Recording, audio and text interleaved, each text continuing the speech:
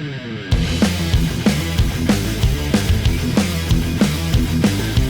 é um gênio, é uma caixa de som. Cara, eu não me toquei, eu achei que era um gênio. É uma vez zoando. Eu achei que era um gênio que É uma caixinha de som, só pra fazer uma graça. Esse aí é antigo. Vamos lá então, pessoal, começando aqui um novo Varza Talk, segundo, com a nossa querida bancada. Só temos hoje não deu pra participar, o Humberto Aquino, que ele tá tá quase aí, a esposa dele vai ter um bebê. Um bebê? Então ele tá na expectativa aí, então ele não pôde participar hoje. Beleza. Mas vamos lá, vamos começar aqui primeiro com a nossa bancada. De novo, as considerações iniciais aí. Nosso querido ancião Gilbelardo. Muito obrigado, boa noite a todos que estão nos vendo aí. Sempre um prazer enorme estar aqui com essa bancada sensacional e hoje com uma convidada espetacular que vai falar um pouco pra gente explicar sobre neurobusiness, neurociência e as implicações aí para as empresas, como as empresas devem se comportar nesse mundo pós-pandêmico que a gente espera que emerja aí a partir do ano que vem com as vacinas e tal. Então acho que o papo hoje vai ser muito legal. Maravilha. Maravilha. Já quase acabou a entrevista, né? Não, só eu sou o José Augusto e vou fazer o que o Jobel falou. É isso aí. Obrigado, Zé. René Medina, diretamente de New Jersey. Olá, galera. Boa noite. Boa noite, Marinês. Obrigado por estar aqui com a gente. E é isso aí. Vamos lá pro Varza Talk número 2.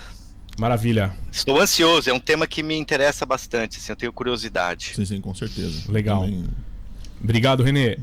Marinês, por favor, suas considerações iniciais aí, uma apresentação. Oi, obrigada pelo convite também. E olha, eu também estou super ansiosa para falar sobre esse tema. Eu adoro esse tema, que eu venho estudando há uns bons anos. E que eu acho que ele é crucial num momento como esse de crise. E eu acho que as pessoas já vão entender por quê. Legal. Maravilha. Nós queremos começar aqui. A Marinês é especialista em neurociência, né? E a gente quis trazer um pouco para o mundo business aí, né? O que a neurociência pode trazer aí para as empresas e como lidar aí com o pessoal da parte aí de RH, funcionários, né? Então eu queria que você começasse com essa parte, Marinês, por favor. Começar um pouquinho explicando o que é a neurociência, né? O pessoal entender um pouco e como ela pode ser aplicada aí ao mundo dos negócios, por favor. Legal. A neurociência, o que o pessoal talvez mais conheça, assim, que vem sido muito apresentado, em especial nesse último ano, por causa da pandemia, é a inteligência emocional, que está todo mundo falando que ninguém tem, né?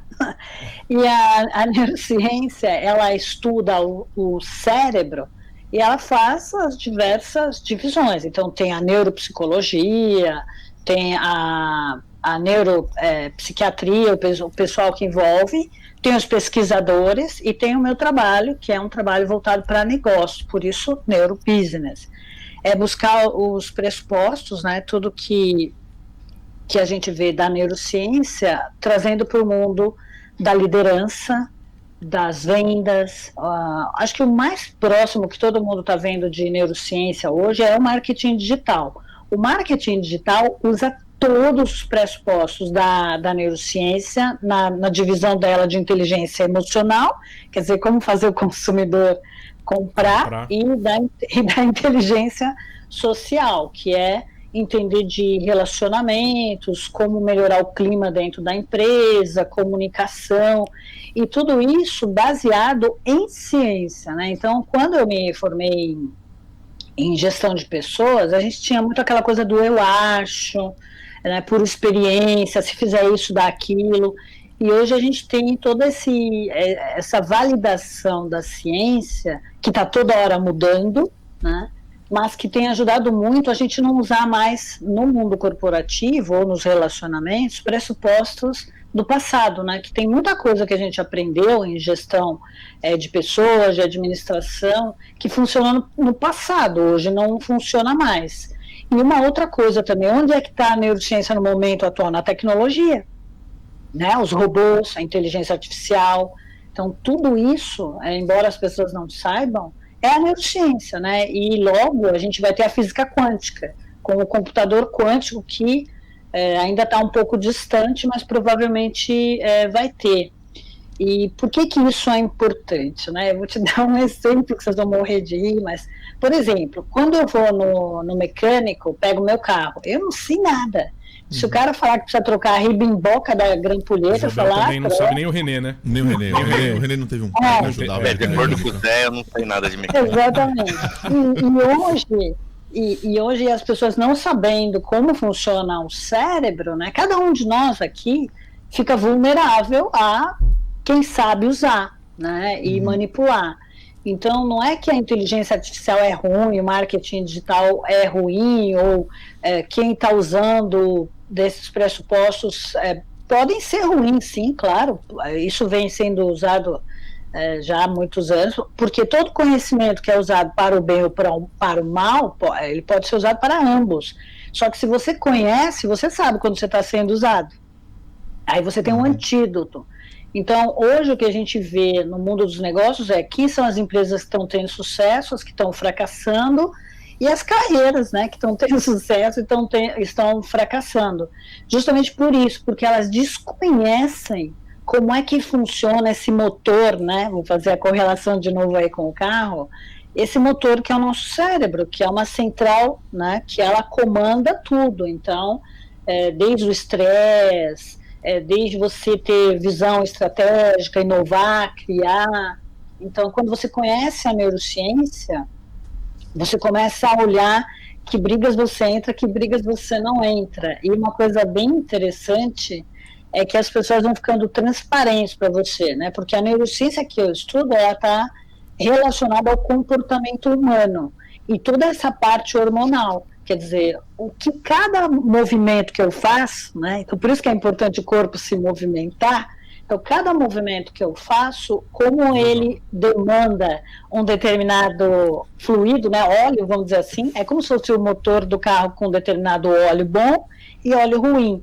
Então, como tudo isso está relacionado, quer dizer, quando você sabe usar bem esse motor, entre aspas, né, que é o cérebro, você sabe que momento tem que trocar o óleo, que momento você tem que desacelerar, acelerar, qual é a melhor decisão. Então, é algo muito novo aqui no Brasil ainda, né? Eu brigo com isso, acho que as pessoas deveriam saber mais, porque elas poderiam potencializar muito mais a carreira e os negócios, né? Então, é muito importante. Para mim é tudo, é o código, digamos assim, é a senha do sucesso, né? Essa questão de saber o que está acontecendo, né? Eu li um livro do economista uma vez, que eu não vou lembrar o nome agora, nem do cara, nem do livro. Mas ele falava uma frase importante, que era joia assim... de memória. Tá ótimo. Tá bem legal. Ele falava uma frase importante, né? Que era assim... a partir do momento que você nasce, você já está participando do jogo da economia mundial, né? Do capitalismo e tal. E se você não aprende a regra, se você não sabe jogar, você já tá perdendo. Porque você é um jogo que não tem como, né? Eu posso escolher não entrar num jogo de basquete, mas, cara, na economia da sociedade, assim, você tá no meio, não se eu tô participando, eu já tô perdendo se eu não sei a regra, se eu não sei como funciona, né? Então acho que isso que ela tá falando, assim, se tá todo mundo usando isso pro bem ou pro mal na nossa sociedade, se você não tem discernimento, se você não sabe usar, você tá perdendo em algum momento. Ou tá deixando de ganhar ou vai perder. Marinês, você podia dar um Deixa exemplo... eu trazer Jobel, deixa eu só trazer um caso um pouco prático, que eu acho que se encaixa de alguma forma nesse contexto inicial que a Marinês disse, porque... E eu me pego assim um pouco... até confuso, assim. Eu venho né, a gente vem trabalhando há muito tempo com essas feiras, né? E onde as pessoas saíam de manhãzinha da empresa, ia lá pro pavilhão, antigamente no AMB, agora tem aquele pavilhão de imigrantes e tal. E aqui nos Estados Unidos a mesma coisa, né? Você tem alguns pavilhões-chave em Chicago, Los Angeles. E aí era aquela coisa de sempre, todo ano, feiras específicas. E eu percebo que já antes da pandemia, as pessoas já... essas feiras, você tinha menos e menos tráfego de pessoas, né? Ou seja, menos pessoas iam para as feiras, justamente porque a internet facilita alguma coisa, né? Ou seja, misturando um pouco disso que você falou, desse mundo digital que nem um trator, né? Atropelando a gente. E aí você tem pessoas assim, jovens que nem eu, ou pessoas mais velhas que nem a turma que está sentada ali na bancada, que é de uma turma mais antiga, que está acostumado com feira e tal. Até o meu próprio chefe, ele fala, puxa, mas vamos participar de uma feira? Eu falo, puxa, mas tem tanta coisa que já está... Como é que a neurociência, ela consegue um pouco ajudar a gente nesse sentido? Porque muitas vezes, eu particularmente me sinto até perdido em tomar uma decisão. Será que eu participo dessa feira gastando tanto dinheiro, sendo que está tudo na internet? E aí você pega um engenheiro novo e ele nem sabe mais de pavilhão de feira, porque para ele tudo ele pega no celular, sabe? Isso é uma coisa muito difícil e que eu confesso, às vezes deixa a gente confuso, né? Mas que ainda tem a administração antiga que talvez não pense desse jeito de forma nenhuma, né? É isso que eu quis dizer, né? Você vai falar isso pro seu chefe, ele vai falar, não, tá tem louco? Tem que participar da feira, tem que pegar o catálogo, Pegar o catálogo é ótimo. O catálogo é ótimo. É que o René fala que tem que avisar ele que depois dos 40 ninguém mais... Falou o Grisalhão, vai lá, vai Marinês. Maravilhoso. Vai lá. A gente tá num momento muito parecido, vocês vão dar risada, né, mas... vocês são jovens, então vocês não devem lembrar disso. Nem Quando tanto. chegou os computadores no Brasil, eu lembro que eu digitava com 386, aquele DOS, tela verde, né? Aí veio a internet e todo mundo falava, o que é esse tal de www? E eu lembro nessa época que muitos dos meus amigos riam de mim, que absurdo, isso é moda e não sei o quê. E eu fazendo a correlação, né, eu tô vendo que a gente está vivendo a mesma coisa agora com essa coisa de que todo mundo foi empurrado para o mundo digital, para a tecnologia, para o online, né? E muita gente está assim, né? Principalmente os dinossauros. Isso é moda, é só por causa da pandemia, vai passar, daqui a pouco a gente... vai voltar o que era. Não vai voltar nunca mais o que era. Graças a Deus, porque a gente já está no mínimo 20 anos atrasado em relação a um monte de coisas que teve que ser jogado para a tecnologia. Então, hoje eu vejo que tem empresas que estão correndo atrás, é o que você falou, as de eventos, né? Eu tenho alguns clientes que trabalham com eventos. A gente montou tudo para ser feito online, né? Ao vivo, presencial. Eu mesma participei de zilhões de eventos esse ano todo, tudo online, coisa que eu tinha que me deslocar. Aqui em São Paulo é no mínimo 2 horas para ir, 2 horas para voltar, estacionamento para sentar lá e ver o cara palestrando, ou reunião de venda. Então, assim, não é que, se você for pensar em termos de neurociência, não vai substituir. Não vai, porque o ser humano, ele é gregário. Né? Tanto que as pessoas, elas estão em casa, né? Tá todo mundo em casa, fazendo festinha de aniversário no Zoom, fazendo reunião via internet, como né, todo mundo está fazendo, só que elas estão em depressão. Por que elas estão em depressão? Se elas estão se elas estão se relacionando, se elas estão falando, se elas estão... Porque o ser humano precisa do contato físico, né? Existe até algumas pesquisas que colocam lá o bichinho, né? O bichinho junto com uma almofada, né? Que é um boneco que é a mãe, e o outro que é um arame, né? Então as pessoas pensam, jamais ele vai se abraçar no arame, se ele está isolado, o macaquinho. Mas ele prefere a dor de se abraçar naquele arame do que não ter ninguém com quem abraçar. Verdade. Entende? Então, isso também se reflete a nós, né? O nosso cérebro ainda tem resquícios do animal. Instinto animal, né? Sim. Do instinto animal. Então, a gente precisa ainda do afeto, do carinho, de estar junto e coisa e tal. Agora, você falou de eventos. É claro que se eu for nas diversas feiras que eu vou, né, aqui em São Paulo, que é mais do mesmo, que não tem interação. Eu entro numa sala, entro na outra, não converso com ninguém, não tenho a parte humana, né? É óbvio que eu prefiro fazer tudo online. Como eu tive um evento, não vou citar, para mim foi ótimo. Por quê? Porque eu não precisei me levantar porque a palestra estava chata. Eu simplesmente desliguei um canal, liguei o outro. Então eu vejo que as empresas hoje, elas têm que pensar numa coisa que também tem a ver com neurociência, aí você vai entender, nós estamos vivendo um mundo de experiências virtuais, né, de levar a nossa mente para um outro patamar. E aí entra a realidade virtual, aí entra os robôs, entra uma série de experiências que tem a ver com o cérebro, que são os jogos, são os desafios, a competição, né? Então, os eventos que continuarem no formato antigo, né, quer dizer, eles estão mornos, né, essa coisa de fria, parece uma tela de TV, está fadado ao fracasso. Assim vale também para casamentos, como eu te disse, né? Então, por exemplo, Nova York ou alguns lugares dos Estados Unidos já estão fazendo os casamentos virtuais, né? Com 4, 5 pessoas ou em lugares. Não vai nunca substituir o presencial. Por quê? Porque é uma confraternização, o jogo de futebol. Então, os modelos terão que ser híbridos, provavelmente. Então, no casamento, a noiva tem que mandar pelo menos as coxinhas e o refri, né, meu? Manda pra casa da pessoa. Mas aconteceu, eu tenho uma amiga que tem uma empresa de eventos também. E a gente ficou preocupado por ela, né? Quando começou esse negócio, eu falei, puta, ferrou, né? Evento mas o pessoal tem todo feito mundo junto. E aí começou exatamente festa isso, na cara. caixa, mandava a caixa pra gente, pessoal, agora abre todo mundo junto e tinha uma interação boa. Cara, é legal, uma sacada. É legal, óbvio. Lógico, a água bateu na bunda, alguém é legal na época do corona, né? Mas... esse tipo de coisa, a Marina falou, não substitui, né? Mas vai manter, né? Assim, lógico, não vai ser híbrido, assim. Você continua tendo pessoas que vão estar distantes, que não podem vir, independente da pandemia, né? Mas vão poder participar junto, né?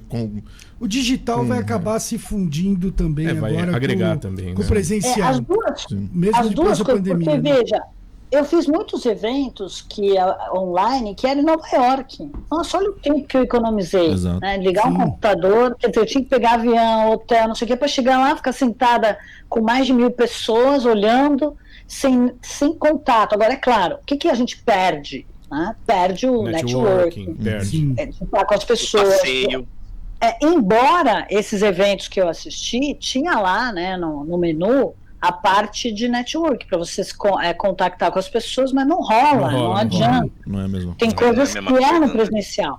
Então, assim, a neurociência, ela sabe disso, e nada vai substituir nem a tecnologia, pelo menos eu espero que não, nem os robôs, eles asseguram que não, mas eu tenho as minhas dúvidas, né? Por quê? Porque está se criando uma geração meio que admirável mundo novo, né? Que eles estão anulando o lado humano do ser humano. Esse é o perigo, né? Então esse é o perigo das pessoas que não conhecem a neurociência e começar a adotar uma imposição manipulativa de um novo normal. Que o normal é ficar todo mundo dentro de casa, o normal é ninguém chegar perto, o normal é usar máscara, então... É o que a mídia vem pregando desde março, não saia de casa, né? Quando tem empregos, funções e atividades que são essencialmente fora de casa, né? Quebrou minha máquina de lavar. Ô, Marinês, o técnico não vai ficar dentro, não vai conseguir consertar remotamente. Mas essas gerações novas já não estão um pouco mais nesse nível de interação humana aí, um pouco mais distante? Eu sinto isso, pelo menos, não sei se estou muito errado, né? Mas o que você mesmo acha? Pré-pandemia, né? Sim, não, independente de pandemia. Eu já sentia que é muito diferente essa molecada aí e tal, né? Essa do que a gente tá viveu, pelo menos, né? Sim. Essa geração que está chegando agora, com seus 20 e poucos, né, que a gente brinca, né, já nasceu com o chip na placenta, eles interagem realmente pela tecnologia.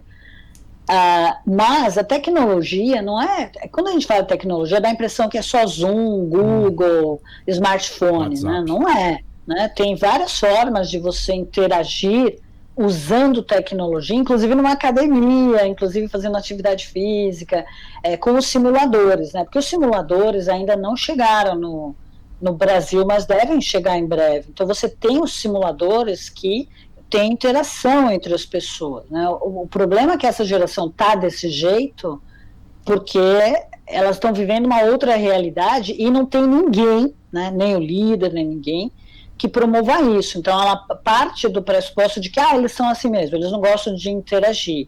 É claro que não, imagina, e os rolezinhos, né? Quando rola aí com essa molecada de 15 anos, eles adoram interagir, mais gregário, mais turma do que o adolescente não existe.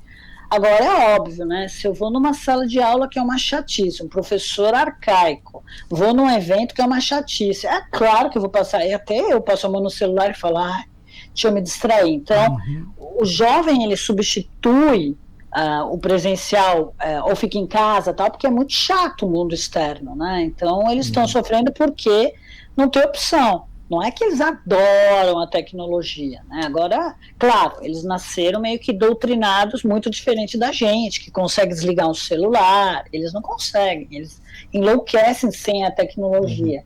Mas sim, você tem razão, eles dão muito mais preferência para um universo online do que presencial. Marília, esse pessoal, eles acabaram otimizando essa interação, né? Porque assim, antes a gente saía, né, na nossa época aí, mais de vocês, né? Eu também já sou mais novo. A gente tinha... todo mundo é novão. A gente tinha esse negócio de sair pra conhecer gente, né? Ou pra conhecer um lugar. Falei assim, pessoal, vou sair pra conhecer uma menina, conhecer um bar e tal, alguma coisa. Um rapaz, né, Zé? Também, às vezes. E você ia no escuro, né?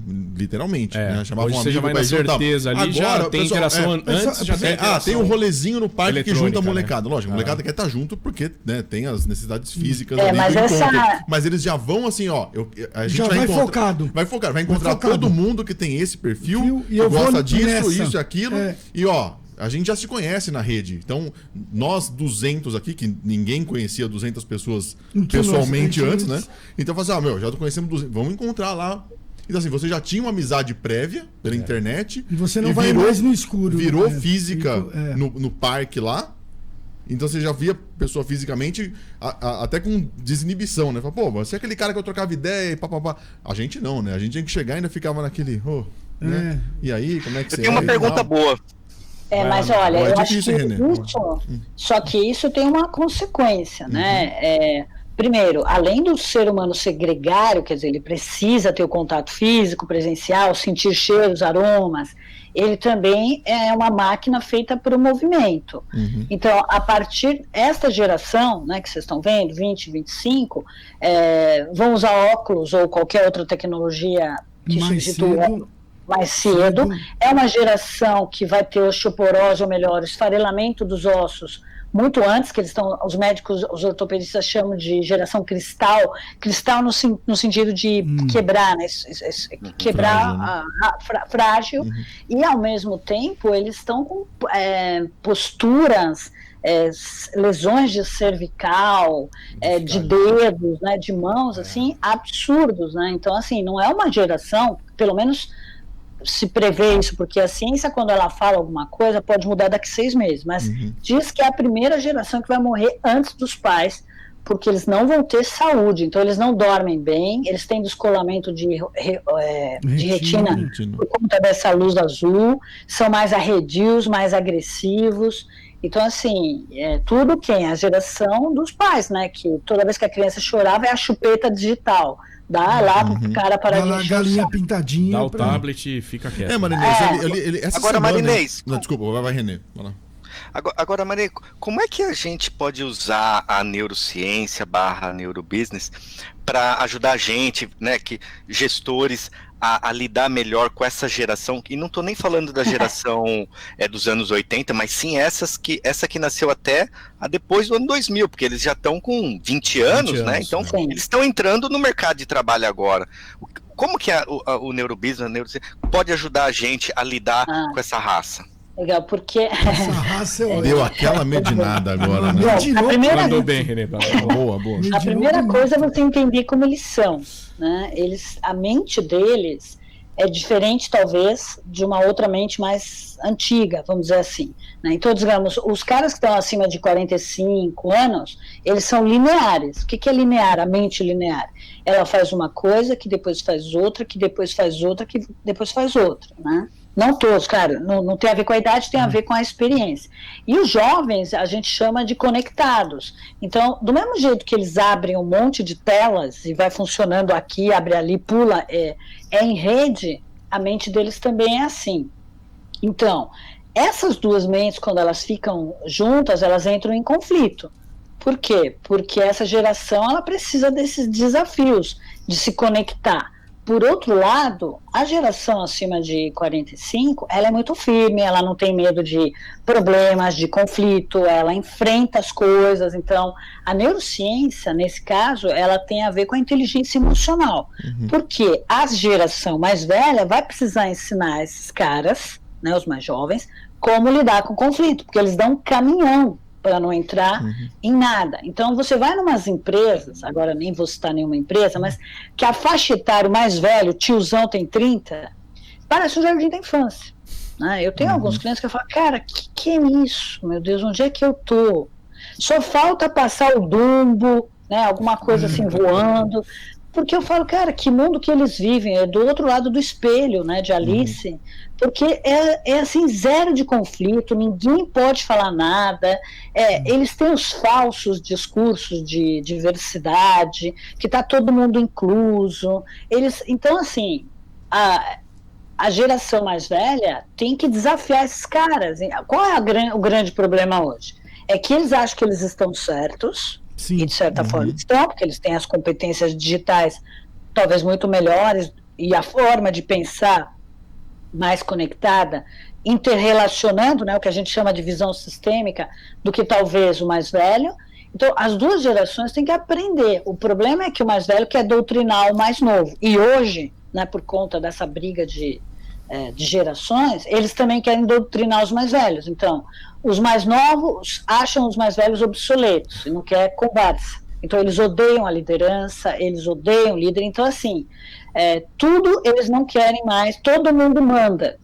Né? Você não então, pode assim, mais seguir um líder e coisa desse tipo. Né? Exato. Líder é coisa execrável, coisa do passado, é modelo ultrapassado.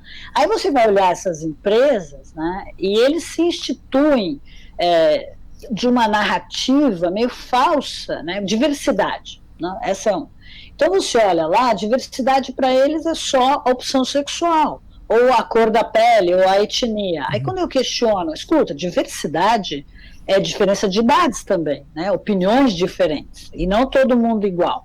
E aí eu vou e questiono também, inclusão. Não adianta eu contratar um monte de gente, aí eu chego na empresa, nessa que eu estou falando, que é muito comum, tem lá o grupo da periferia almoçando tudo junto. Aí a turma do LGTB,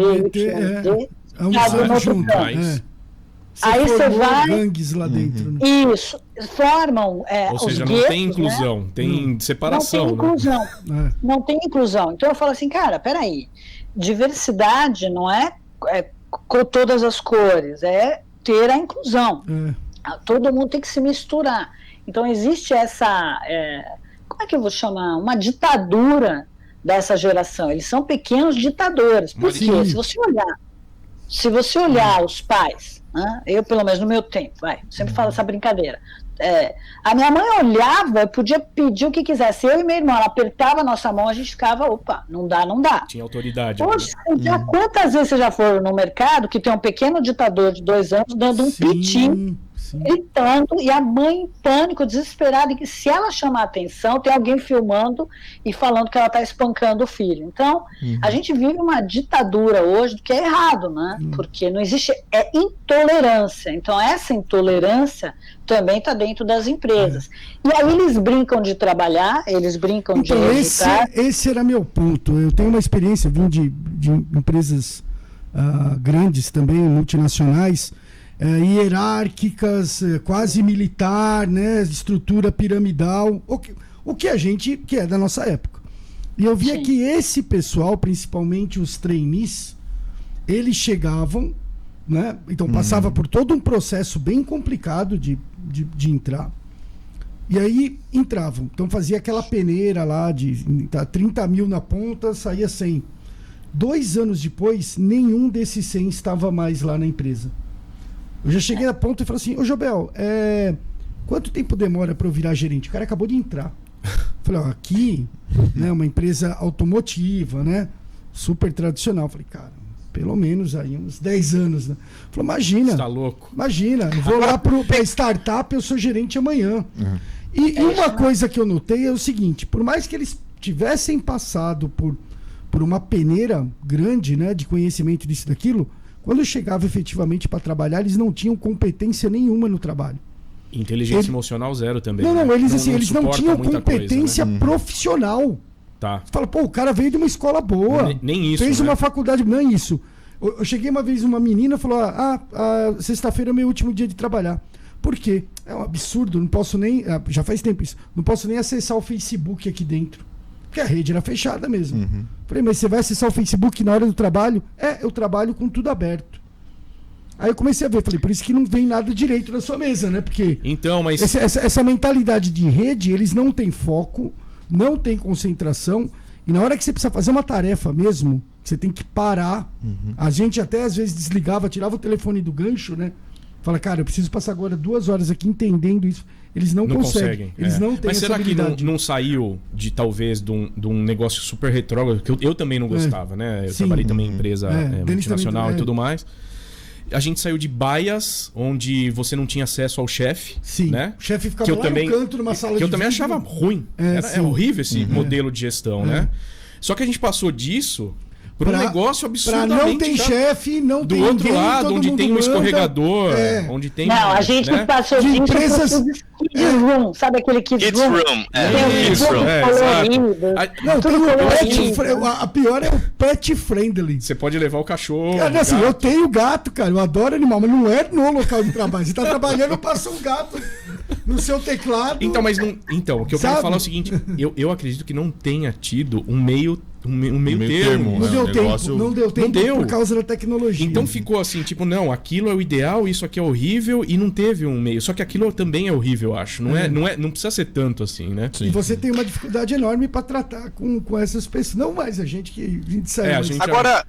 Agora pegando isso tudo acontece, isso. Acontece porque a gente está numa espécie de transição, né? Então, quer dizer, quando você olha o comum do ser humano, a mente humana sempre descarta o passado, descarta o que foi, e não tem a transição. Então, os grupos que, né, dessa geração acham que eles estão certos, como o Denis falou, não, eu não concordava com isso, eu também não concordava com um monte de coisa, tanto que eu fui estudar neurociência porque eu achava um absurdo a postura de alguns líderes. Mas, por outro lado, eu também não concordo com o Jardim da Infância, porque, apesar de ter mudado muita coisa, as empresas têm que entregar resultados. Sim, isso é um fato. Esse é o ponto. Como é que eu vou entregar resultados com um cara que fica 3 horas no YouTube, 2 horas no Facebook, e aí ele... Né? Que aí ele sai pra uma salinha pra ficar com o cachorro, aí ele vai limpar a bicicleta pra dar um rolê. E não lida bem com o conflito, né? Quer dizer, as empresas continuam sob pressão, pode ser uma startup ou pode ser uma multinacional, elas continuam tendo que cumprir prazos, recebendo processos, problemas com o governo e coisa e tal. Só que essa geração, ela entrou, e é o que você falou, tá espanando. Depois de 6 meses, os caras vão embora. Então, hoje, tem que reformular tudo, tem que reformular o treinamento, a forma que eu contrato esses caras, porque não dá mais para você só avaliar a competência, a faculdade, as competências técnicas. Tem que fazer um teste mesmo de inteligência emocional, que é 0. Essa geração nunca teve que enfrentar nenhum problema, já nasceu no mundo da estabilidade. Agora que é a primeira crise que eles devem estar enfrentando. Então, você imagina isso, ainda tem um chefe que é um ditador, é do meu jeito. Os caras não ficam mesmo, que é isso que você falou, eles entram e perguntam, daqui 6 meses eu vou ser o CEO da empresa, tanto que você vê nos currículos, você vê no LinkedIn, é tudo um menininho de 20 e pouco, tá escrito lá, CEO, co-founder, e não sei o que, eu falo, cara, co-founder de quê? Não tem nem uma startup, já é o CEO. A startup não. A startup é um Agora, laptop. É um laptop. O René acho que quer fazer uma pergunta. Pra gente fechar o bloco aqui. Pegando basicamente, né, o que a Marinês falou, depois que o Jobel complementou, o Denis um pouco também, eu tenho uma pergunta que eu acho que é difícil, e é uma das coisas que eu mais encontro, né, e que... Também, aí a pergunta é se existe como a neurociência, o neurobusiness ajudar nisso, porque uma das coisas que eu mais vejo e que mais atrapalha o meu trabalho é as pessoas mais novas, elas simplesmente não tomam decisões. Isso. Né? Elas não tomam decisões. Sobrecarrega a chefia, sobrecarrega a gerência e tal. E ao mesmo tempo eles querem ser o CEO, o co-founder, eles querem ser tudo. Só que aí, no momento, eles não tomam. Como é que a gente consegue... Ou existe algum modo que a gente possa transmitir isso? Porque isso não aprende, né? Não aprende no MBA, não aprende na escola a tomar decisão. Como é que a gente consegue trazer isso? Infelizmente não aprende. E jogar isso para eles, para que eles ajudem a gente? É isso que eu tô falando. Eles não tomam decisão porque eles são da turma, né? Sabe, adolescente? Eles são adolescentes de 25, 30 anos. Sim. Então a mente deles a mente desses caras está para a nossa geração quando a gente tinha, sei lá, seus 30, ou sei lá, 18, 15. Então eles hoje têm 30 como do nosso tempo, quando a gente tinha 15. Todo mundo se vestia igual. Então eles não querem conflito.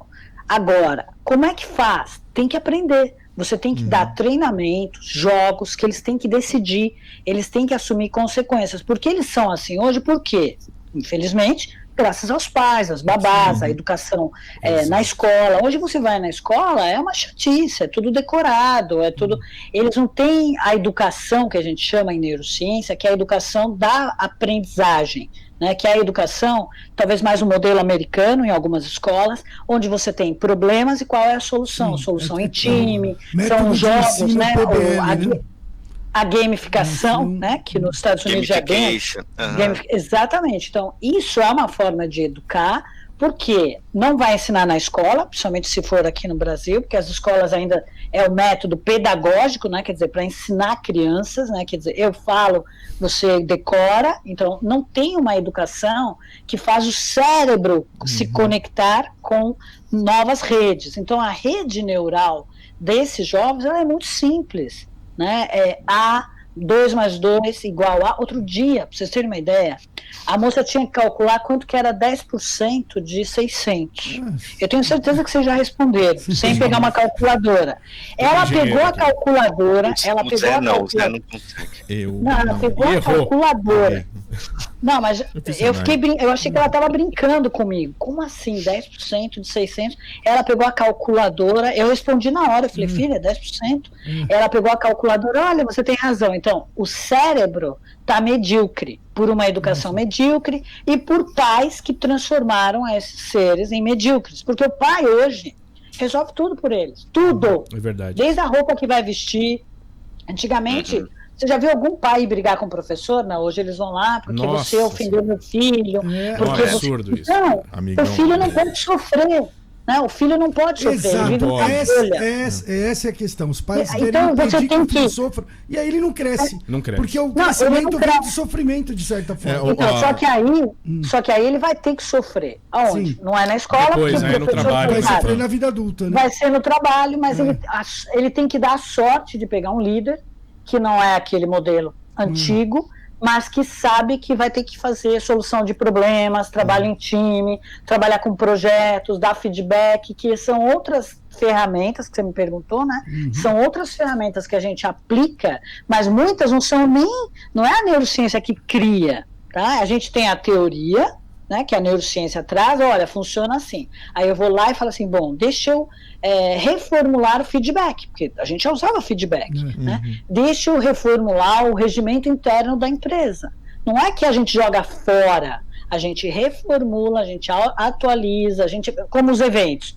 Peraí, evento agora precisa tudo ser presencial? Reunião de vendas, por exemplo, vocês me perguntaram, né? Como é que as empresas estão fazendo? Cara, antes eu tinha que fazer reunião, era no máximo 2 reuniões que eu conseguia me deslocar por dia, 2, 3 lives, vocês também, porque a gente tem que se deslocar. Hoje são 8 reuniões. Agora o pessoal perdeu a mão nisso aí também. E as reuniões duram 2 horas. Isso, aí é muito 15 tempo. 15 minutos depois, o pessoal tá desligando as câmeras. Ninguém aguenta mais. Não, a galera já ligou. Aí fala assim, então, aí eu tô apresentando um PowerPoint, sei lá. E aí vamos ver isso. Ô, Denis, você acha que a gente pode ir por esse caminho? Denis, aí daqui a pouco você chama o cara 6 vezes. Eu passei no túnel, aí assim, caiu a internet. Nossa, não. Então, aí é isso. Desculpa, pessoal, minha internet ela tá oscilando. Eu acho que sim, é nada. Ele não tava prestando atenção. Quando eu chamei, ele demorou 2, 3 minutos para ler o que tava. Então é complicado. Foi realmente Então, mas é isso que eu falei. Vocês têm que entender que a mente deles se distrai muito fácil, porque ele está aqui, mas ele está com 10 abas. Sim. Todas funcionando simultâneo. Eu sou professor universitário e eu pego o WhatsApp. isso. Aí você precisa você precisa estar o tempo todo interagindo. Sim. E ele tem que ser pego de surpresa. Sim. Então, toda hora eu tenho que virar para os Denis, René. Aí a pessoa volta. Porque se ele ficar só te ouvindo, ele dorme. Ele dorme. Né? Porque é o cérebro dele. Eu fico com a lista de chamada do lado, aí eu explico, passo o dedo. José, você entendeu? Você quer complementar alguma coisa da explicação? Ô, professor, aí o pessoal começou a se tocar que eu faço isso, e aí meio que prestavam atenção. Mas realmente, eles se dispersam muito, muito rápido. Ô Marinês, voltando na pergunta do René aí, que na hora que ele perguntou, eu já formulei outra aqui. Esse medo de tomar decisão, essa ineficiência, né, essa inaptidão de tomar decisões, e aí juntando no que você tinha falado antes, de que, né, o grupinho muito junto lá é uma diversidade falsa, né, porque eles não aceitam contraditório. Não seria isso? É o medo de arcar com a consequência? É o medo de falar, eu não vou tomar decisão porque se der errado... Não é ser cancelado.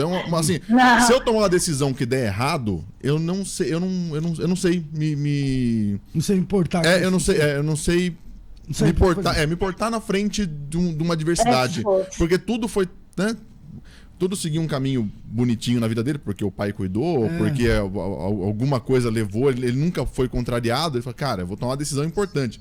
Seja, sei lá, comprar uma casa, mudar de emprego. E aí ele falou, e se der errado? E se der errado, o cara, sei lá, perdeu o se vira, né? O cara não tem mais o gênio do se vira, né? E olha, aí... Se fosse isso, seria ótimo, porque significa que tem um pingo de responsabilidade naquele ser. Mas não é esse o problema. Eles não tomam decisão porque eles não querem desagradar. Para eles é uma geração que vive de curtir, de likes, de visualização, né? Que corta os pulsos se ele postar um negócio e ninguém gostar.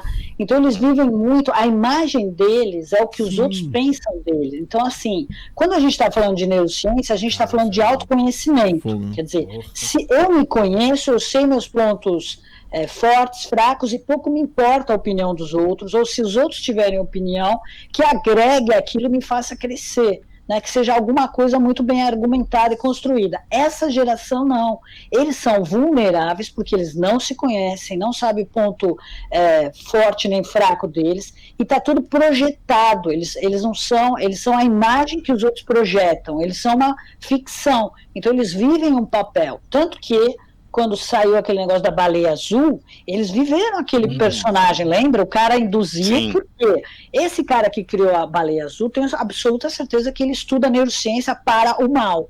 E qualquer um consegue manipular o jovem. Por quê? O cérebro só se forma por volta de 21, 25. Então, qualquer ideologia, não vou entrar aqui em política nem nada, mas qualquer ideologia, desde lá de trás, né, todos esses ditadores sabem muito bem como manipular a cabeça, e é sempre jovem, tanto que as ideologias vão nas escolas, nas universidades. Por quê? Porque ele está muito preocupado com a imagem que ele projeta. Então, se alguém falar, olha, isso aqui é legalzinho, tá? Se você vestir rosinha, se você vestir azulzinho, vai ser muito legal. Todo líder é um babaca, esses caras mais velhos são horrorosos. Então, ele cria essa nova realidade, ele acredita nisso. Então, se fosse frustração, que é o que a gente precisa promover, essa geração, graças a entrar nas empresas, se tiver um bom líder, o líder precisa fazer esses caras errarem, se frustrarem, e mostrar que eles sobrevivem depois da frustração. Vou dar um exemplo para vocês, que é muito claro, né? Tem um cara que é um psiquiatra famoso, AX, e ele, várias vezes nesse período de crise, muitos caras vão até ele, né? Empresas que faliram, carreiras, gente que ficou desempregado. Antes de cortar os pulsos e, né, fazer uma besteira, eles procuram ajuda, né, num caso de limite. E esse cara estava dizendo o seguinte, que tinha dois tipos de pessoas, né? Um, que era o cara que ralou pra cacete, saiu de uma família pobre, foi batalhando, foi isso, dormiu na rua, enfim, uma história de horror, e cresceu e coisa e tal. Aí o cara faliu, né? Quebrou. Esse cara se recuperava logo depois, então ele ia para terapia, fazia, um ano depois o cara estava bem de novo. Aí ele vinha um outro personagem, que é quem? o mimado, o filhinho de papai, o que nunca não sei o quê, já nasceu em berço esplêndido. E olha, não estou fazendo aqui apologia à pobreza, tá? Longe de mim. Só estou dando um exemplo. Sim, claro. Que é um fato, tá? São vários cases desse psiquiatra que ele conta, que ele narra. Esse outro cara que caiu pela primeira vez na vida dele, que perdeu toda a fortuna, né? Quer dizer, o avô construiu, o pai teve e ele destruiu a fortuna da família. É um clássico. Nunca mais se recupera. Nunca mais se recupera. Por quê? Por conta da imagem, do que os outros vão pensar dele. Sim. Ele deixou de ser aquele personagem. Vale para essa geração também. Então, assim, eles têm que lidar com frustração, que os pais protegeram a vida toda de frustração. Você chegou num ponto que eu ia te perguntar, Marinês. Em relação a, por exemplo, a origem, mesmo dentro desse grupo de jovens hoje, aqueles que vêm de uma condição mais difícil, da periferia, de uma família que vem mais pobre, sem recursos, eles são, vamos dizer, eles têm uma inteligência emocional um pouco melhor do que aqueles que vêm de famílias estruturadas, ou não? Esse efeito dessa mente de rede é igual para todo mundo? Não? Infelizmente não tem nada a ver. Eu gostaria muito de falar, como vendem por aí esses livros de autoajuda, né? Que conta o fulano que saiu da lama e hoje virou milionário. 5 passos para você ficar rico e coisa e tal. Esses casos são exceção. Tá? Então hoje é muito mais fácil a gente numerar. Isso está no livro Outliers. Eu li esse livro, muito bom. Eu li esse livro, muito bom. Tem vários cases que ele questiona isso, de que a pessoa idolatra muito aquele cara que veio de uma situação difícil e conseguiu crescer. Né? Ele diz que isso é um mito, achar que isso é o comum, que só essas pessoas, que se elas batalharem e tal. Não. Vale o ambiente que... É claro, por exemplo, você está nos Estados Unidos, é muito mais fácil ter sucesso nos Estados Unidos do que no Brasil, né? Porque depende de política, depende de estrutura, segurança e coisa e tal. É muito mais fácil você ser um dono de empresa se você nasceu numa família de empresários, ou ser um médico, e vai por aí. Então, o ambiente, a história, favorece o sucesso. Então, isso daí é um mito, que também é abordado no livro daqueles caras, que é Freakonomics, vários livros que eles lançaram, falando sobre pesquisas e coisa e tal, que ele fazia o comparativo, né? Então, uma cidade de gente muito pobre mesmo, era totalmente ajudada, sabe aquele socialismo, iam lá, as pessoas levavam, ajudavam e coisa e tal. E uma outra cidade, que era o grupo de controle, ninguém fazia nada, o pessoal ia lá e ensinava a pescar, né, digamos assim. Passado 10 anos, eles foram ver que essa cidade que não teve o assistencialismo, todo mundo virou empreendedor, cresceu. E a outra continuava todo mundo no mesmo nível. Então, isso eu também não estou falando que as pessoas não podem ajudar, não devem colaborar. O que eu estou dizendo é, isso é a mente humana. A mente humana, ela tende para a zona de conforto. Por que a gente deixa tudo para a última hora? Porque é assim que funciona, ninguém gosta de mudança. Por que a gente está falando há 20 anos de tecnologia e só agora as empresas deram salto para home office, para online, né? Eu tenho vários clientes meus online, mas no começo era o parto da montanha, né? 2, 3 clientes por dia. Hoje eu consigo conversar com 8 por dia. Por quê? Porque não há necessidade de eu me deslocar. Posso até faço o híbrido, mas veja, por quê? Porque só com uma crise, com uma guerra, que as pessoas se mexem. Se fortalecem. Eu lembro que na empresa que eu trabalhava, eles queriam proibir veio o top-down, veio uma ordem da presidência e falou assim, todo mundo que trabalha no escritório, caso queira, também não era uma imposição, caso queira, mas isso é a vontade do funcionário, pode trabalhar em casa 2 dias. Veio da presidência da empresa. Então, por quê? Porque tem gente que tem criança em casa e não quer e tal. Então, assim, você tem um lugar legal para trabalhar em casa, você pode trabalhar 2 dias. Os superiores imediatos, a gerência média, que, na minha opinião, sempre é o grande problema de toda empresa, é a gerência média. Não é o topo nem a base, é a média. Falou, não, eu não posso permitir que vocês trabalhem em casa. Falei, mas é uma ordem da presidência. Não, mas no nosso departamento é diferente. Aqui eu preciso de vocês a mesma coisa. Aqui. E esse cara foi o meu líder. E aí chegou num ponto de RH, chega lá e fala assim, amigão, ou esse pessoal começa a trabalhar em casa, ou você vai ter problema. Ô, Jobinha, meu chefe falou uma vez assim, você vai trabalhar em casa pra sempre. Você pode entrar das 7 às 9 e sair das 4 às 6. Eu falei, bom, então eu prefiro trabalhar até às 6, então eu vou entrar às 9. Mas eu gostaria que você entrasse às 8. Eu falei, pô, obrigado. Não adiantou bela nada. Escolha, né? Bela Legal escolha. pra caramba. Obrigado, valeu. E aí todo esse pessoal, eles foram obrigados agora na pandemia a ir 100% pro digital. Justo. Então. E aí vem aquela pergunta: como é que esse líder agora está lidando com isso? Quer dizer, não é que não podia trabalhar home. Tem que lidar agora. Ele não sabia como lidar com a equipe remota. Então, assim, é só no limite que o ser humano vai lá e muda. Então você fez a pergunta, né? Essas crianças que nascem, que crescem, aí sim tem a ver com o que você quer realmente a resposta. Essas crianças que vivem num ambiente violento, de tráfico, de violência em casa, de tiroteio, né, que a gente sabe, o cérebro deles sofre uma espécie de, eu vou falar um termo leigo, não é esse o termo, uma espécie de mutação. Né? Então, o cérebro, a parte da empatia, né, isso são várias pesquisas que estudam o cérebro, essa violência, trauma, estupro, enfim, várias coisas que eles sofrem nessa idade, até os seus 7 anos, detona o cérebro dele. Então, esses serão os futuros bandidos, serial killer, caras revoltados com a sociedade, não conseguem ter empatia pelo próximo, eles são frios. Então, assim, olha, o ambiente, sim, né, pode gerar. Agora, não porque ele está num ambiente pobre, porque tem muita gente que a família é rica, mas é violento, o pai é alcoólatra, bate na criança, espanca. Então, a violência faz, sim, com que essas pessoas nunca consigam ter sucesso na vida. E aí é uma coisa irreversível. Então, falar que agora vou colocar ele num reformatório, um Champinha, vou colocar ele num reformatório, vocês lembram desse cara? Lembro. Mas esse né? Esse é um hotline. Não adianta, por quê? Porque o cérebro já sofreu já era, teve a parte da empatia que foi corroída, por exemplo, crack, né? O crack corrói essa parte do cérebro que a gente chama a parte do cérebro responsável pelo me colocar no lugar do outro, né, pela empatia. Então, quando a gente está falando dessas crianças que ficam o dia inteiro em tecnologia, eu não sei ainda porque não tem nenhum estudo, mas tenho impressão que também essa parte da empatia que foi desenvolvida, né, quando o homem foi viver em grupos, dentro das cavernas, né, para sobrevivência, que foi desenvolvido isso. O animal não tem isso. Né? Você não fala para um jacaré, oi, querido, você não vai me comer. Né? Ele tem um cérebro reptiliano, que é o cérebro reduzido.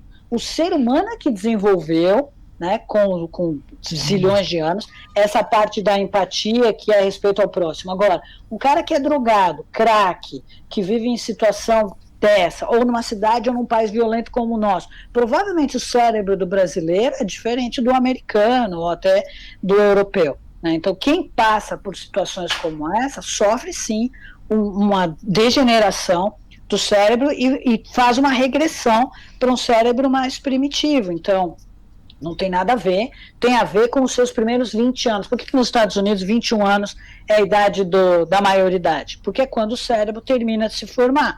Enquanto isso, tudo que eu colocar nessa cabeça é o que vai ser, é o chip, é o que vai funcionar. Eu tenho a máquina, que é o cérebro, e tenho o software, né, que é o programa que eu vou lá e vou inserir.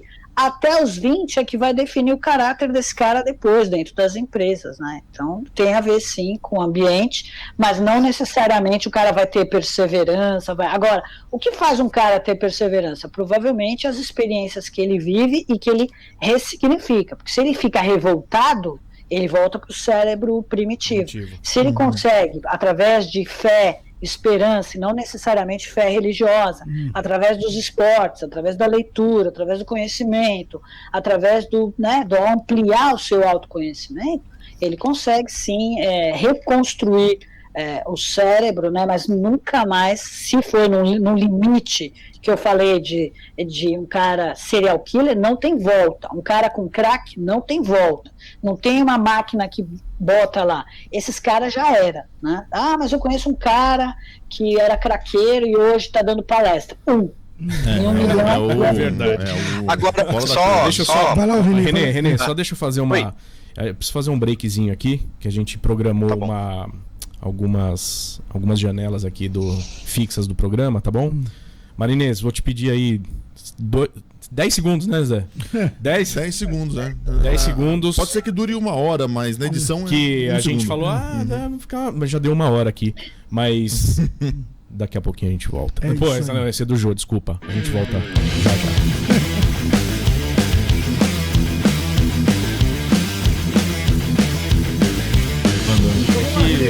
Essa parte, né, de gravação e tudo mais, só eu que manjo mesmo.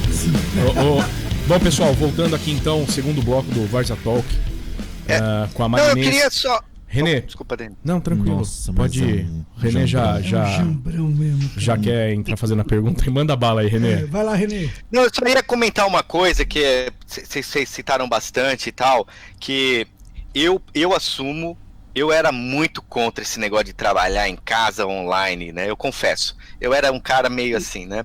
E a pandemia me obrigou a aprender a conviver com isso, a trabalhar melhor com isso. E eu só queria talvez deixar esse comentário aqui assim, não é fácil, né? Não é fácil também para gestão, né? Você simplesmente mudar porque as indústrias são diferentes. Então, para o pessoal que trabalha de TI, tá é fácil, pô, né? Agora, pra gente trabalha com máquina, não é uma coisa fácil, sabe? Então, esse negócio é... Aí agora, só voltando pra minha pergunta, e aí, Marinês, você pode falar na cara, porque é uma pergunta de tosco, eu acho, né? Tem a ver, ou é alguma ferramenta, esse lance de inteligências múltiplas, isso eu utilizo ou não tem nada a ver com o assunto? Porque é um negócio que uma vez eu vi, eu achei interessante, e tem a ver com essa neurociência, neurobusiness, assim? As inteligências múltiplas? Então, eles sempre fazem alguns estudos, né? E as pessoas, quando falam de inteligências múltiplas, né? Tem que ver que se é do Gardner, né? Que está falando que o cara é criativo. Gardner que eu tô falando, o cara é criativo, o cara é mais números, o outro é estatístico, o outro tem habilidade motora, matemática. Exatamente. Bom, vou fazer um resumo da neurociência. Essa é uma forma dele interpretar que tem a ver, claro, com a neurociência, porque a gente não é uma coisa só, né? Por exemplo, para você ser criativo, você precisa de várias outras inteligências, né? A inteligência estética, a estratégica, né? Porque a gente acha que ser criativo é só, né, baixar um santo e o cara sair escrevendo livros ou montando um projeto. Então você precisa de múltiplas coisas para chegar num determinado ponto. Mas do ponto de vista do cérebro, vamos só dividir em 2 lados, certo? Ou você é o cara da criatividade, da inovação, e aí com todas essas múltiplas inteligências, ou você é o cara racional, dados, números e tudo mais. Não deveria. Marinês, então quer dizer que eu não consigo ser um cara de número e criativo? Não. Eu não consigo ser um cara criativo de números? Não força a barra, é a configuração do cérebro. O que acontece é que todas as vezes que você tiver focado em números, dados, a chave da criatividade desliga. Então, e também quando você quer criar, né, que a gente chamava antigamente de brainstorm, né, vamos criar tal. Se vier um grilo falante, corta todo barato, né? Ninguém consegue criar com um grilo falante enchendo o saco. Por quê? Porque a criatividade é usar essas inteligências de espacial, de você poder sonhar, imaginar, né, de imaginação, é muito mais nada palpável. Então, os 2 cérebros, isso é ciência, não sei o que eu tô falando, não funcionam.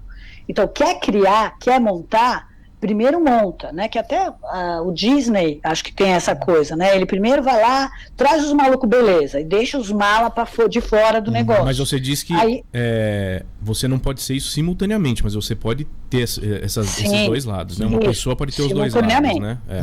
Exato, simultaneamente. Eu ouvi o Murilo Gun falando uma vez que eu achei interessantíssimo. Eu fui numa palestra dele, ele falou que a gente poda muito a criatividade, né? E aí quem pode ser criativo é só o pessoal de publicidade e tal. E você, quando tá numa reunião, você fica quieto porque você acha que você vai ser muito maluco falando alguma coisa que você pensa. Sim. Né? Então isso também atrapalha demais, né? O pessoal fica muito restrito, acha que engenheiro não pode dar uma ideia louca, né? Então, isso aí também é um corte que a gente sofre a vida inteira aí, né? O que é a criatividade e a inovação? É o mundo das possibilidades, da frustração, né? Então, o cara, para ser criativo, ele tem que lidar bem com frustração. Porque às vezes você já conhece um monte de cara criativo, que você vai falar mal do filho dele, né? O filho é o projeto dele. Nossa, o cara corta os pulsos, xinga você. Então, isso é uma das inteligências. O cara, para ser criativo e inovador, tem que aguentar todo mundo falar que ele é louco, que ele é doido, que ele isso, que ele é aquilo, um Einstein, né? Então, a criatividade não pode... Então, aí vem a magia Disney lá de estrutura de criatividade, que era: tirem os engenheiros da sala, ou os caras críticos, ou os grilos falantes. Então, a primeira fase do projeto é cria, viaja, coisa de maluco, bota povo do hospício, né? Aí faz a lista lá do que é bom, do que não é, que está alinhado, claro, com o resultado que a empresa quer, ou que o projeto precisa. Aí, na última fase, quando você já está lá com a lista, né, chama os mala. Aí vem porque o racional. Aí eles vão... Racional, Aí chama os caras na indústria, que falam assim: meu amigo, isso daí é montar padaria na lua. Aí a coisa começa a afinar. Então, assim, não dá simultâneo. Por isso que as reuniões são ruins, como você falou, porque coloca todo mundo na reunião. Coloca o cara que é racional, o financeiro, junto com o cara que é de gestão de pessoas. O cara que está vendo o mundo lindo, maravilhoso de Alice, com o outro que está: corta todo mundo, estão em crise. Corta os gastos. Na indústria a gente tem esse problema. Corta o café. A gente tem esse problema. Corta os copinhos de água. Cada um traz sua água. Na indústria a gente tem esse problema. Ele não tem essa visão que é difícil um cara criativo ser estratégico. Não é difícil, ele precisa treinar também para ter a visão mais sistêmica do negócio. Assim como é difícil pegar um cara de financeiro e falar: olha o lado humano. É difícil, mas você consegue quando você começa a argumentar, mostrar. Só que você tem que falar na inteligência que ele entende, né? Então, quando eu começo a falar para ele: olha, se você cortar o café, vai reduzir a produtividade. O cara: opa, então não corta o café. Se você demitir 5 pessoas e contratar 1, nós vamos quebrar, porque nós não vamos conseguir entregar no prazo para o cliente, vai aumentar o nível de reclamação. Então você consegue falar na língua dele, não adianta falar na língua, porque todo mundo vai ficar chateado, porque a turma vai chorar, coitadinho do cara na casa dele que ficou desempregado.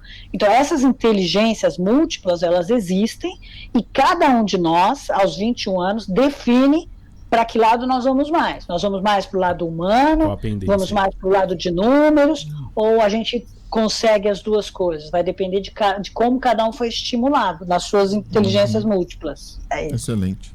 Legal, deixa eu puxar um outro assunto aqui que você começou falando, Marinês, sobre a internet e marketing digital, né?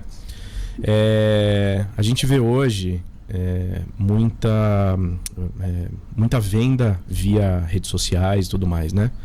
E aí você preenche lá o cadastrinho e tudo mais. O que tem de neurociência nisso, tá? Que eu acho que é quase que 100% aí, né? Pra captar essas pessoas, né? Eu já comprei cursos que eu nunca fiz. Então, assim, é uma loucura isso, né? Ela de emagrecer, eu acho. Ela de emagrecer. Esse foi um dos. E não deu certo. Você vê que eu nem abri, né? Bom, então, eu queria que você explicasse um pouquinho desse mundo aí. Marketing digital, principalmente aqui no Brasil, que é terra de ninguém, né? Que não tem um controle de plágio. Então tem cara que baixa e-book que é seu e não dá direitos autorais. Então a gente tem um marketing, pelo amor de Deus, não são todos, tem muita gente séria. A gente hoje tem que falar muito, sim, né? Claro. Tem que preambular muito para não, por causa do politicamente correto, que é uma ditadura, né? Mas o marketing digital é uma terra de ninguém, é um faroeste aqui no Brasil. E a neurociência pura. A partir do momento que eu falar agora para vocês, eu estou sendo a Mr. M do marketing digital. Os caras vão me matar. Né? O que é o Mr. M, né? Para quem não conhece, era aquele mágico que contava os bastidores das mágicas. Né? Ele tirava todo o encanto. Então, a primeira coisa que o marketing digital sabe, né, que são os gatilhos. O que são os gatilhos? Que eles chamam os triggers, né? É o que faz você ter a sua atenção, né? Então, o que chama a atenção da gente? Vou dar um exemplo. Você está na estrada, de repente, você vê um monte de carro parado, e por que todo mundo reduz a velocidade? é um gatilho. O gatilho o que é? Sobrevivência. Medo de morrer, de acontecer com você, né? Então você automaticamente para e vai olhar o que é, né? Então, baseado nisso, aqui no Brasil, né, que é o da vitimização, do coitadismo, por que os apelos de marketing digital são mais para o coitadismo, né? Não é mais para o desafio, é para o problema, né? Você tentou emagrecer e não consegue, problema. Já nos Estados Unidos é diferente, porque o mindset deles é diferente lá, é desafio, né? Então, você conseguirá emagrecer 10 quilos. É diferente. Então, isso é um gatilho que é o gatilho que aciona possibilidade. Então, um é o problema, o outro é o desafio. O outro é o gatilho da urgência, né, que eles usam muito bem. Você está lá, de repente vem o Polishop e fala, os últimos 5, você fala, não, eu não vou ficar fora dessa. Bum, você vai quer logo comprar. Você fala, não, gente, eu não posso. Aí você vai. Aí você vai lá no dia seguinte, aqui no Brasil, aí nos Estados Unidos não, que quando fala que acabou, acabou, mas aqui como não tem legislação, você vai lá no dia seguinte, continua lá. A promoção, você fala, que saco isso. Me lembro do tempo do mapping, né? Mapping, só até sábado. Só até sábado, aí não continuava na outra semana. Mesmo... você vê que a gente não é tão novo, né, Marinês? Lembra do mapping aqui, né? Acontece muito isso com a Eu não lembro do mapping. Ah, tá bom, Renan. Com essa barba branca. Eles vão fazendo esses gatilhos, né? Então, o gatilho, outro gatilho que aciona o cérebro, né? O gatilho do antes e do depois. Então, mostra um cara magrinho, sarado e um gordinho. Aí você se projeta e fala, eu quero ser igual a esse cara. Ou então, outro gatilho, o do quantos passos para chegar lá. Então, 5 dicas para você ficar rico. Ou então, depoimentos, né? Testemunhais que são todos comprados, né? O cara mente falando que ele ficou rico. Então, aí quando você vê um cara do Outlier, o Malcolm, que fala, cara, isso daí é 1 em 1 milhão, os caras do marketing querem matar ele, né? Porque fala assim, como assim? Não, todo mundo vai estar... e se você não emagrecer, se você não ficar rico, culpa sua, frustre-se à vontade. Então, o que as pessoas fazem hoje? As pessoas, em vez de tentar, né, Denis? Vai lá, comprei o programa e vou fazer, olha para aquele negócio e não quer lidar com frustração. O cérebro humano não quer lidar com frustração. Então eu falo assim, eu não vou fazer porque eu não tenho tempo. Eu não vou na academia porque eu não gosto. Do que encarar e depois de perceber que foi feito de trouxa, que não conseguiu emagrecer em 5 dias, não conseguiu ficar rico em 3 meses, e assim vai. Então, eu não quero... O marketing digital é neurociência pura. Só que a neurociência não foi feita para manipulação. Então eles usam de má fé. Então tem muita gente que usa de má fé. É má fé eu falar para você, preenche um cadastro que eu vou te dar um e-book? Não, é justo. Eu só vou te dar o e-book se eu puder conversar com você. Isso é muito claro nos Estados Unidos. Né? Então a gente faz, por exemplo, um evento nos Estados Unidos, aberto. Né? 50% das pessoas que participaram da minha palestra se inscrevem no meu curso. Por quê? Porque é típico do americano. O brasileiro não, vem concorrente, vem cara para me espionar. Aí 1% se inscreve porque a maioria foi lá só para levar vantagem na Marinês. Entende? Então, assim, são realidades diferentes. Então, o que a gente vê do marketing digital aqui está pelo menos 25 anos atrasado. É uma terra de ninguém para enganar trouxa. Aí eles não querem saber. Eles querem que você compre. Se você não comprar, tem mais 200 milhões de idiotas que vão cair nessa minha conversa do problema, de te falar que você vai emagrecer, de mentir, né, porque não tem uma legislação. Então, marketing digital, quando bem usado, ele é ótimo, né, porque ele promove excelentes oportunidades. Mas quando é mal usado, ele é ruim. Eu não gosto quando ele é mal usado, e eu sei quando ele é mal usado. Então, exatamente isso que eu ia falar. Eu vejo que está mentindo. O que eu queria falar é isso, né? Não é que eu falei até, comprei curso e não fiz tal, isso aí é culpa minha, né? Problema meu. O que eu quero dizer é o seguinte, isso é neurociência pura, né? Te dá o gatilho e tudo mais. Acho que o problema que você citou é exatamente esse de prometer falsas coisas, né? Então tem uma pessoa que não conhece nada de dieta vendendo dietas, vendendo, né? Não tem nada que fale. A gente fez até uma LGPD, o primeiro Varja Talk aí, com o Dr. Carlos, Abrão. E eu acho que até entra nisso, né? Porque você acaba usando dados das pessoas para entrar em algumas... que tem uma zona de interseção. Exatamente. Então, eu acho que está faltando isso, né? Talvez uma legislação que quem possa vender as dietas ou coisa desse tipo de emagrecimento e tudo mais seja um especialista nisso, né? Porque são negócios, assim, são coisas boas, né? Hoje em dia tem de tudo, tem cursos muito bons e tudo mais, né? Então, não é só pro mal, né? O problema é que aqui é uma terra de gente desesperada, cujo cérebro, né, a maioria do brasileiro, o cérebro está na sobrevivência. O que é sobrevivência? O cara não tem o que comer, não tem trabalho, não tem emprego, né, não tem dinheiro e tem que sustentar os filhos. Então vive abaixo, numa situação que comparada com os Estados Unidos seria paupérrimo. O cara não tem segurança, sai, não sabe se volta.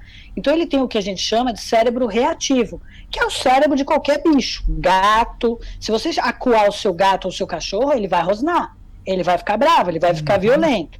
Então, quando você começa a falar de minorias, quem são as minorias? Né? São os traumatizados, são os excluídos, são as pessoas que de alguma forma têm algum trauma, têm algum problema, e que essa manipulação do marketing, né, que não é só marketing para vender, mas talvez o marketing político, o marketing social, ele embute na cabeça desses jovens, que está permeável, que eles são os desfavorecidos. Não estou querendo dizer que não seja, mas a violência é o caminho primitivo que eles incitam, porque você perde o controle. Você está lá num time de futebol, né? Você conhece o cara ali do seu lado, super pacífico e coisa e tal.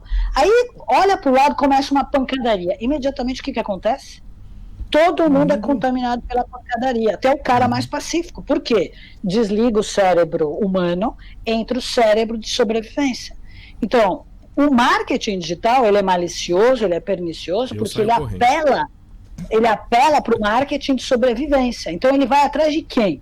De quem está desesperado, quem está desempregado há muito tempo. Ele não tem uma proposta, ele quer pegar o restinho do fundo de garantia do cara, ele quer que você compre um negócio para emagrecer em 20 dias, que é mentira, ele quer que você fique rico em 5 meses, que é mentira. Só para você ter uma ideia, qualquer mudança, presta atenção, a neurociência pode mudar amanhã, mas as últimas pesquisas, qualquer alteração precisa de no mínimo 6 meses para o cérebro relaxar e falar, agora eu vou. Então, o poder do hábito, né, Marinês? Exato, mas o poder do hábito, eu não li, mas tem uns que falavam que era 21 repetições. 21 repetições.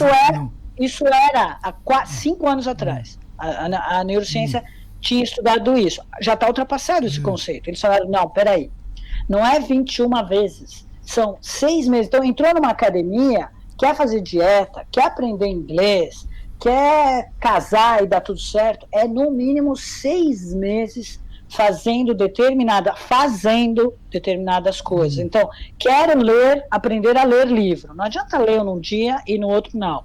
Não, durante 6 meses você vai se determinar a ler. Agora, quem é perseverante a ponto disso? Aí, o marketing digital pega um monte de gente inocente, ingênua, que confia em tudo que está na internet, que é o novo Deus, ou na TV, e não vê, é o que o Denis falou, não vê o histórico do cara, que hoje todo mundo infelizmente virou coach, né? Igual o tempo que era, todo mundo era consultor, lembra? Ficou desempregado. Nossa senhora, consultor, tô dando consultoria. Depois todo mundo virou palestrante, depois todo mundo virou escritor, depois todo mundo virou coach, não é isso? Mas Marinês, opções não regulamentadas. Mas seria um problema, se você colocar lá, emagreça em 6 meses, o pessoal não compra.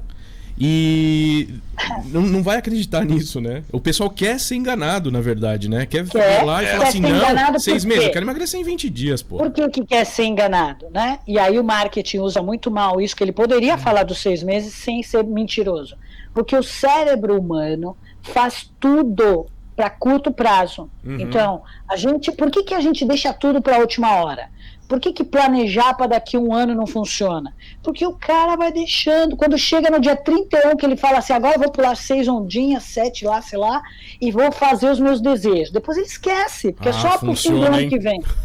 Nada funciona. O cara deixa pro dia, ele deixa para a última hora para entregar a imposto de renda, ele deixa para não sei o quê, porque tudo é curto prazo. O cérebro funciona muito bem com curto prazo, embora, e aí foi uma coisa que o René falou, eu gosto de me posicionar com uma coisa de solução e não problema, só que isso é a mentalidade americana. Não todos os brasileiros, o brasileiro é focado no problema. Os caras fazem reunião falando do problema. Falam, cara, qual a solução? Como assim? Nós temos que discutir o problema. É verdade. Horas, vamos achar o culpado. O básico no Depois Brasil é isso aí. Pô, fala a solução, não sei, mas... É o cérebro primitivo. A estratégia do primitivo é falar do problema. A estratégia da pessoa que tem uma mente, né, mais evoluída, com os neurônios mais conectados, é falar, por que isso? Porque tem conhecimento, não precisa ter problema de segurança, o cara tem alimentação, ele sabe que ele tem uma casa que ele vai morar, então é outro nível. A pirâmide ele já supre as necessidades básicas, então, né, de cara.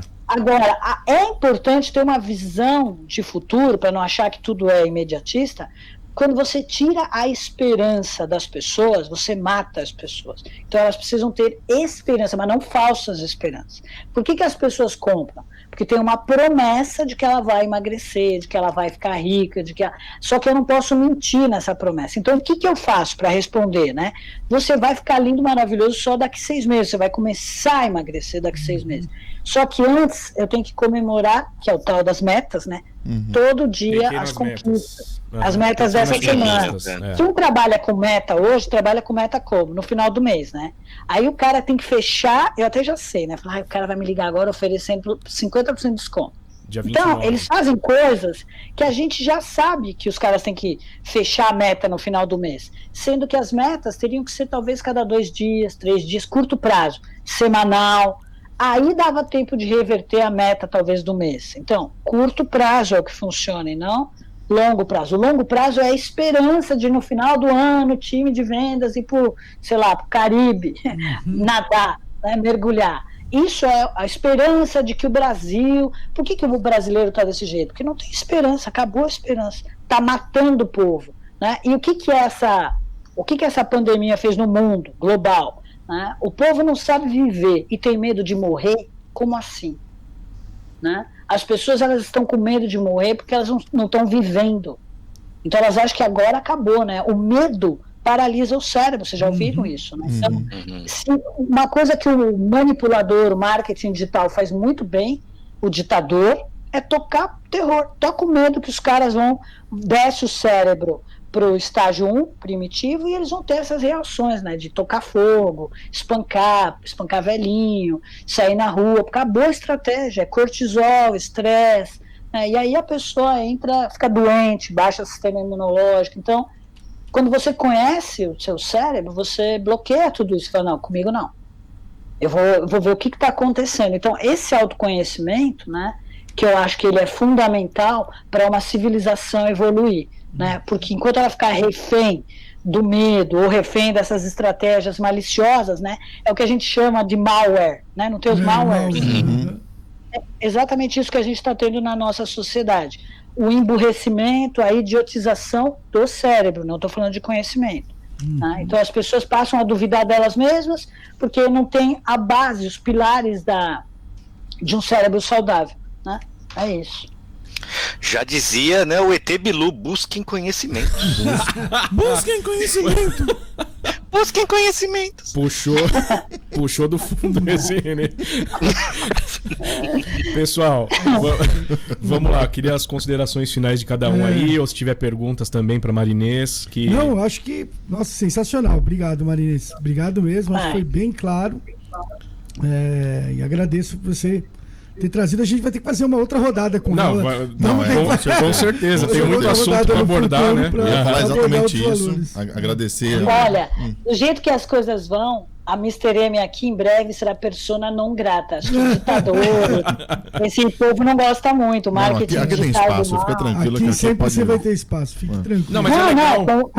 Com vocês sim, mas levar alerta às pessoas não é uma coisa que determinados grupos querem. Com certeza. Não é o caso de vocês, sem dúvida. Com certeza. Não, sempre tem. Zé, mais alguma coisa? Não, quero agradecer a presença da Marinês. O assunto é extremamente importante, extenso, importante, né? E interessante, né? Mas o tempo é curto aqui, mas daria para falar horas e horas, que interessa, acho que a todos aqui, né? A Todo gente mundo vai tem convidar ela uma nova oportunidade. Com certeza. Em breve a gente faz tem assuntos interessantes aí que a Marinês já trouxe em outros grupos que eu participo aí. Então. Bem legal, a gente traz com certeza aí. Assunto para um outro programa. Renezinho, por favor. Não, eu adorei, é um tema que eu sempre tive bastante curiosidade, confesso que também aprendi bastante hoje e muito legal, com certeza, como o pessoal já falou, vai ter que ter mais uma rodada, porque é algo que se deixar a gente vai conversar para sempre, e agradecer de verdade, porque foi muito legal o bate-papo, você praticamente nem vimos o tempo passar de tão bacana que foi aí, viu, Marinês? Muito obrigado. E vê se aplica o que aprendeu aí com teus funcionários, viu, Renê? Para de ser tão maldoso aí. Segunda-feira eu começo. Não, eu vou deixar pra começar em janeiro. Não quero ninguém online. Se você fizer 21 dias, você consegue. A gente falou, né? A gente falou sobre... a gente falou da neurociência, das ramificações, mas tem ainda também a parte de storytelling, que a gente não falou. Nossa, isso eu tenho muito interesse em storytelling. Storytelling é neurociência, marketing digital, vendas, né? Tem toda a parte de vendas hoje totalmente fundamentada, elogio, reconhecimento, as novas avaliações, a parte de algoritmo, de inteligência artificial, vocês até falaram de machine learning. Tudo isso, data science, machine reinforcement, tudo isso é neurociência. Eu adoro, né? Para mim, eu estou finalmente navegando num universo que eu falo, cara, eu acho horrível o negócio da pandemia, lamento muito tudo isso que está acontecendo, mas nós estamos vivendo um momento que vai dar um salto, né? Assim, eu tenho muita esperança de que as pessoas foram catapultadas finalmente para o século XXI. Então eu gosto muito, será um prazer vir. Eu fico feliz que vocês tenham curtido. Esse storytelling, eu tenho muito interesse nesse assunto. Legal. Próximo storytelling, né? Não, storytelling é tudo para você fazer vídeos, para você conduzir entrevistas, para você escrever livro, para você contratar, para você postar na internet. Tem uma história famosa de uma marca de sorvete aqui no Brasil, que eu não vou falar para não dar problema. O cara, não, porque meu avô veio da Itália e fazia sorvete com neve, blá blá blá, e aí falava uma frase em jambers em italiano. Ah, tá bom. Era mentira. Aí o cara, então, nada a ver. Isso aí eu fiz aqui em casa mesmo e meu avô nasceu na rua de trás. Nasceu do outro lado do Rio. Todo mundo do outro lado do Rio, e beleza. Olha, ó. E, cara, mais uma vez a neurociência usada pro mal, né, Marinês? Eu conheço esse caso. Não, o pior é que a própria marca falou isso, né? Nada a ver. Não, mas tinha que falar a verdade, né? Pô, eu não sabia. Pensei que era só inventar. Mas a neurociência, a gente não falou, mas a neurociência, quando você desenvolve essa inteligência emocional, social, aumenta a sua percepção da mentira. Esse é o lado que eu tenho que me controlar, porque você começa a perceber no gesto, no que a pessoa fala, no tom de voz, na velocidade, se ela está mentindo ou não, se está sendo verdadeiro ou não. Aí você fala, Deus, respira, não fala. Por quê? Porque você não está ali para esquadrinhar a pessoa. Então ela é um scanner, a tua mente vira um scanner e começa a separar quem tá falando verdade e quem tá falando mentira. É o caso clássico do mendigo, né? Que chega assim, eu vim ontem do interior, eu preciso de R$2 aqui pra voltar amanhã. Tá. Aí você passa no dia seguinte no farol, o cara não lembra. Então, eu vim ontem do... Falei, cara, você tá uma semana vindo ontem de tal lugar. O cara cria esse storytelling dele. É bem isso, mas é um assunto que vamos trazer na próxima aí, vai ser bem legal. Mas não esquece de deixar algum contato seu aí pro pessoal ver, um Instagram. Aí a gente coloca depois escrito aí. O Instagram, Marinês Pereira, é uma boa. Eu interajo muito com o Instagram, adoro. Mas o meu Instagram, ele fala sobre tudo. A visão sistêmica, inclusive de política, de tudo. Não é só liderança, vendas, marketing, é bem-estar também. Então é um... Legal. Depois eu deixo aqui embaixo escrito quem quiser entrar em contato. Marinês, você quer deixar um livro, indicar um livro? A gente está começando um quadro agora. Legal. E você pode fazer a indicação de um livro aí. Sua dica cultural aí pode ser relacionada ao seu assunto ou não. O que você preferir. Olha, eu gosto muito dos livros, um que está aqui do meu lado, eu gosto muito de livros que tem a pesquisa, né? E esse o Malcolm, não sei se dá para ver aí, né? Isso daí, agora fora de série, agora dá para ver. Outlier. Muito eu acho esse livro legal, para você que está nos Estados Unidos, esse aqui é muito interessante porque é a neurociência pura, Bem Happy.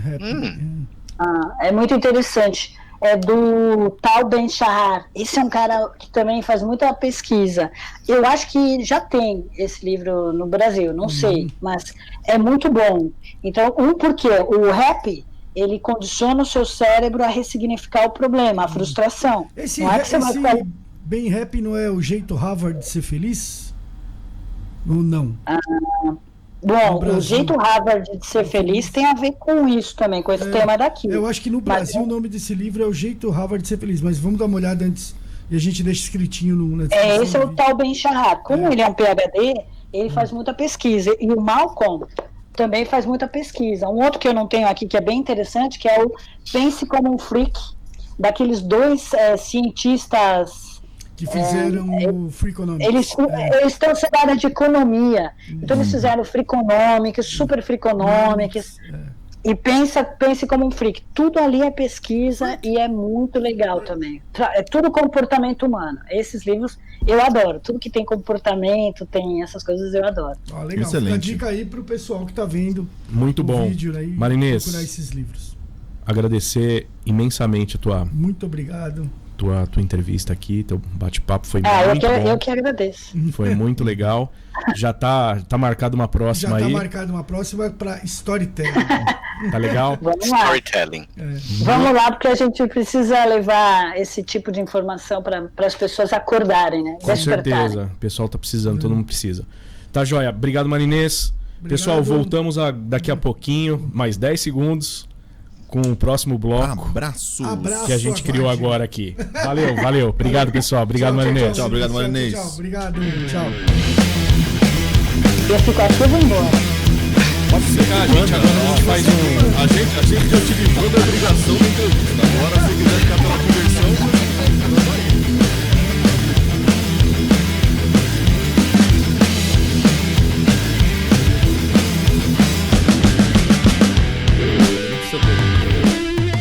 Todo mundo pronto? Tá tudo certo? Mundo voltando. Beleza. Tô pronto com a minha também. Voltando pro terceiro bloco aqui, pessoal. Várzea Talk. Vamos lá. Um quadro novo aqui. Esse é o nosso segundo programa. Cada um vai falar um pouco da sua especialidade. Da sua especialidade dentro do grupo, né? Pra quem não conhece, assim, o grupo, cada um tem né, realça um tipo de comportamento. Tem uma realça função. um tipo de comportamento. Fala lounge também. Eu falo lounge e vernissage também. Nossa.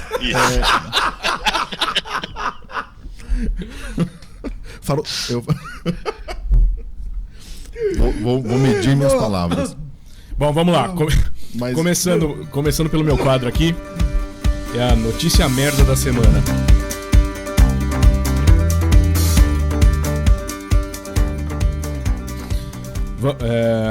Vamos lá. No UOL, sensacional. O título: Jade Magalhães deixa de seguir Luan Santana no Instagram. Pô, fantástico, sensacional, cara. Isso aí. Puta notícia. Eu não sabia até hoje, né? Não sabia até então. E parou os Estados Unidos. Na Bolsa de Frankfurt caiu 5% hoje. Não, fui ver, depois disso que saiu, eu fui ver o horário, fui ver cotação de dólar e tal. Não, mudou. O mundo nem teve Thanksgiving por causa disso. Não, e ela deixou de seguir o ex-noivo, que eu nem sei quem é. A Jade, né? O Luan Santana no Instagram. E ela não aparece mais na lista de seguidores do cantor, que continua acompanhando a estilista na rede social. Sensacional. Quer fazer de novo que o Jobel teve que sair pra morrer no banheiro? Quem deu torcida pro Jobel? Porra. Ele sempre quase morre com o torcida. Vocês vão lá e me dão torcida. Não é verdade mesmo essa merda? A voz que ficou, o Jobel. Comeu um saquinho de torcida. Pimenta mexicana. Vamos ter que refazer uma nova tomada do... Vamos ter que fazer isso. Pessoal, um hip ao vivo aqui, ó. Jobel Correia, aos 49 anos. Liga. Engasgado. Mano, é a terceira vez que eu vejo engasgado com um salgadinho aí, torcida. Compra um de tomate com... Mas não o pimenta mexicana. Não tem um de legumes? Alguma coisa mais light? Assim? Um de legumes. Bom, vamos lá, vamos aguardar o Jobi. Agora não é real mesmo, não posso mais comer essa porra não, velho. Ela gripa aqui no meio do bagulho. Vai conseguir falar, Joba? Agora já foi. Não, velho, sério. Bom, vamos lá, Zé. Pessoal, agora um assunto sério, né? O obituário da semana. Janela Hip. Então, Janela Hip.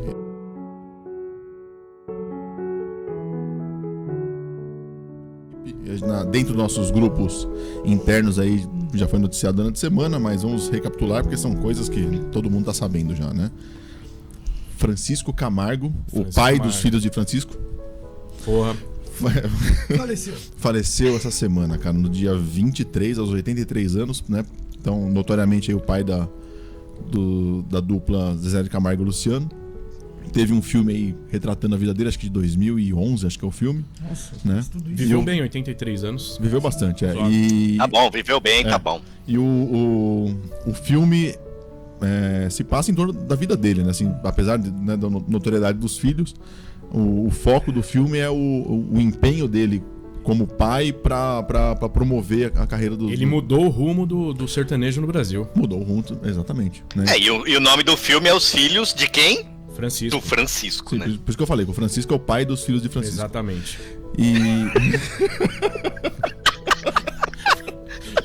Mas cara. Quem que morreu? O Francisco. Qual Francisco? O pai dos filhos de Francisco. O Francisco é o pai dos filhos do Francisco. Exatamente. Obrigado. Foi ele mesmo que faleceu. Né? Obrigado de nada, né? Obrigado de nada. Exatamente. Obrigado de nada. E no dia seguinte, alô você, nosso querido Fernando Vanucci. Fica logo ali. Esse foi punk, bicho. Foi punk. Foi triste. Foi punk no dia, né? A África do Sul é logo ali. Fernando Vanucci, com 50 anos de carreira, né? Um cara quase igual o Joel aí. Qual a idade dele? 69 anos. Fernando Vanucci tinha 69 anos. Não era, né? 50... Morreu novo, né, cara? Morreu novo. Ele teve um infarto no ano passado, né? Em 2019, acho que em abril. Vivia com marca-passo e parece que... Sério? Você não... deve ter flopado o negócio aí. Morreu. Infelizmente. Ficou famoso, né? Por, em 2006, aí, ter apresentado a final da Copa levemente alterado, né? Então, ele tem uma entrevista dele falando sobre esse episódio, não tá no YouTube. Então, na época, todo mundo tá bêbado e tal, e ele atribui isso a um remédio que ele tomou no dia. Parece que ele teve uma discussão em família e tal, não estava muito bem, tomou um remédio, só que ele nunca tinha tomado. E, né, condições adversas aí, precisou apresentar e infelizmente ficou famoso por isso, né? Pra quem é jovem, tá assistindo famoso, aí, né? Já era famoso, pra quem né? tem 20 anos e não sabe. Pra quem tem 20 anos e não sabe, o Fernando Vanucci é o Thiago Leifert da nossa época, né? É o cara que apresentava... Não, mas não só por apresentar o Globo Esporte, porque ele foi um cara que dentro da Globo, na época dele, quebrou paradigmas da Globo, né? Então, da questão do cara quadrado falando do esporte, então ele já... É verdade. Ele deu uma quebrada no humor, né? Estereótipo. Exatamente, no estereótipo da Globo. Então faleceu aos 69 anos. Mas no dia seguinte, cara, aí veio o strike, aí né? É o hip monster, se eu né? tinha ficado o baque do Fernando Vanucci, um cara que a gente acompanhou, né? Dia seguinte, Diego Armando Maradona. Caraca, essa aí, bicho, essa foi pesada. Pra mim, que sou fã de futebol, foi realmente... Pro Denis que foi apresentado ontem ao futebol, que tem 22 pessoas. O Jobel é outro. O Jobel perguntou se o Maradona jogou na Copa da Rússia, pô. Eu não perguntei. E não foi brincando. Não foi brincando. Eu conheço. Sacanagem. Maradona aos 60 anos, novo. Não, né? Idade do é Joba, mais ou menos. Esse foi foda. Então, no dia 25, né, na quarta-feira aí, Diego Armando Maradona, todo mundo conhece, obviamente, né? Teve um período triste aí de uso de drogas, de excesso e tal, que começou coincidiu com a ida dele para a Itália, né? Então, o período de maior sucesso no futebol dele por um clube, né? Tirando a Copa que ele já tinha vencido pela Argentina, mas num clube, o expoente máximo foi ele no Napoli. E aí começou, né? Questão de droga e tal, que aí tirou ele da Copa de 94 e tudo mais. Eu fui no Morumbi ver ele jogar. Você foi? Porra, legal. Foi. Pelo Boca, né? Eu não lembro. Ele fez um jogo pelo Napoli, eu acho, um amistoso com São Paulo. Não, acho que... não sei. Eu lembro do negócio assim. Não vou dizer o certo agora. O Casagrande foi contemporâneo dele lá no Napoli, é isso? Isso aí, eu vi uma chamada. O Careca eu tenho certeza, o Casagrande eu não sei. Careca. O Careca é certeza absoluta, o Casagrande eu não sei. Ele até chorou ao vivo, cortaram o vídeo dele dando uma entrevista que, pelo que eu entendi, ele foi contemporâneo dele lá. Maradona, assim, dentro do campo, né, é inegável, o cara é top 2 aí do mundo, não tenho o que dizer. A vida dele fora, né, vários deslizes, assim como qualquer outro jogador, né? Então, assim, é importante separar obra da pessoa física, né? Então, assim, o cara revolucionou o futebol aí. E uma discussão que tem, né? Quem foi o maior, quem deixou de ser o maior, Pelé, Maradona e tal. A opinião de cada um. A opinião de cada um, mas o cara, assim, eu ainda acho que na questão de fanatismo por um jogador, ele foi o maior. Ele foi o maior. Existe a igreja existe a igreja maradoniana. Oi? Fala, René. Eu acho que é difícil também, assim, falar, tá bom, fanatismo e tal, mas assim, pensando no país, né? Mas, pô, se pegar a Argentina, tem a população de São Paulo, né? E quantos jogadores o Brasil, por exemplo, já despontou, né? E a Argentina quantos, né? Então, é lógico, né? Se você tem menos ídolos, você vai curtir mais esses ídolos. Então, se você tem mais ídolos, você dilui um pouco esse fanatismo. Eu acho que tem um pouco disso também. Posso estar falando uma grande besteira, mas é isso, né? Assim como se você pegar um país lá, o Camboja, se tiver um super jogador, cara, é lógico que ele vai ser. Então, eu sei, mas assim, porque não há muitos jogadores do Camboja, e assim vai. Mas uma pessoa muito idolatrada no Camboja não vai refletir no Brasil. Você não vai. Quem é? Existe um cara que deve ser muito venerado no Camboja, a gente nem sabe quem é, porque nós demos um exemplo do Camboja exatamente por não ser nada, né? Mas o Maradona, assim, quando ele jogou em Nápoles, né? Assim, a cidade de Nápoles, puta, é louca pelo cara. O time vai trocar agora o nome do estádio, né? Que chamava São Paulo, de estádio de São Paulo, vai chamar agora Estádio Diego Armando Maradona. O cara é Deus lá, né? Então, assim, tem essa piada, né? Que a gente fala que o Pelé é o rei do futebol, só que pros argentinos o Maradona é Deus, ele não é o rei, né? O cara tá acima, assim. O que eu gosto de Nápoles é o seguinte, é a pizza napolitana, velho. Sou gordo, eu gosto. Que lá em Nápoles chama só pizza. Só pizza. Você pede uma pizza, vem uma napolitana. Mas também o sorvete que tem 3 cores é só sorvete de 3 cores. Eu falo, me dá um sorvete. Me vê um sorvete de 3 cores? Opa, tá. Me vê um sorvete de 3 cores? Tá aí, em Nápoles. Então tá aí. Maradona, não vamos discutir aqui, porque é uma discussão que não tem. É tipo Palestina e Israel. Discutir, sabe por quê? Vai ficar 3 mil anos. Porque só você que manja alguma coisa. O René acha que sabe alguma coisa de futebol também. Não é verdade. Porra nenhuma. O René não teve um pai que falou de futebol com ele. O Jobel e eu, velho. Eu até proibiria. O Zete, por exemplo, o Zete tá no São Paulo ainda. Pra mim, esse nível de. O Zete deve ter parado semana passada de jogar. Legal. Imagina isso por aí. Legal. Vamos lá, Zé. Abração, Zete. Estamos esperando aqui. Se tiver ver, estamos te esperando aqui. Só, dá mais um Zete hip. que vem de Porto Feliz. Vou dar um hip rapidinho, só pra te lembrar do Belchior. Que o René não sabia, só por isso. O René não sabia. Belchior morreu, tá? Deve ter uns. Tô sabendo agora. Mas é importante. Eu sou apenas um rapaz latino. Olha, até cortou o microfone. Vai, Zé. Tirando.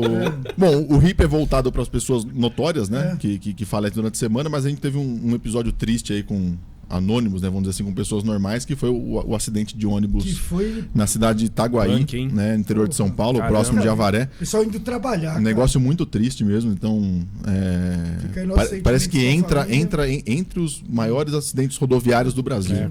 Quantas pessoas? Foram 41 pessoas mortas e acho que 11 ou 12 feridas. Que entendi, lembrando que ele abriu e veio cortando. Nossa, que é isso. Fica aí o nosso sentimento para as famílias. Exatamente. Então, assim, apesar de serem anônimos aí, né? De não ter essa repercussão pessoal, né? Mas o fato em si foi. É uma puta magnitude esse acidente, mas acho que foi engolido aí pela morte do Maradona e o pessoal. Foi no mesmo dia. Esse acidente foi de manhã, aconteceu por volta das 7 da manhã e meio-dia morre o Maradona. Aí acabou, né? Não foi mais reportado, mas. Mas pode escrever aí, assim, o fanatismo que teve na Argentina, a repercussão que teve a morte do Maradona, o pessoal na rua e gritaria e parou o país. Eu acho que não vai ter no Pelé aqui. Imagina, não vai. Por isso que eu falo que a idolatria por ele é maior, né? Não vai porque assim, o Pelé não vai ter ninguém. Mas o Pelé é de 2 décadas antes do Maradona, né? Então, mas mesmo assim, os René, grandes fãs também do Pelé hoje já são senhorzinhos, é diferente. Mas se o Pelé morresse 20 anos atrás, não ia ter carreata na rua, assim, de parar o país, cara. Eu acho que não tinha. O cara lá é... Não sei. Eu acho que não. É diferente do Senna que morreu ao vivo e morreu no auge, né? Então é um negócio impactante. Agora o Pelé, o Maradona que já pararam de... O Maradona também, se ele morre na overdose dele quando era jogador, bicho, tá até hoje aí repercutindo, né? Mas já morreu aposentado, não pega nada. Então é isso. Fechado o quadro hip. Fechou. Vamos lá. O seu fechou, Zé? René? Cara, no nosso quadro Notícias do Estrangeiro...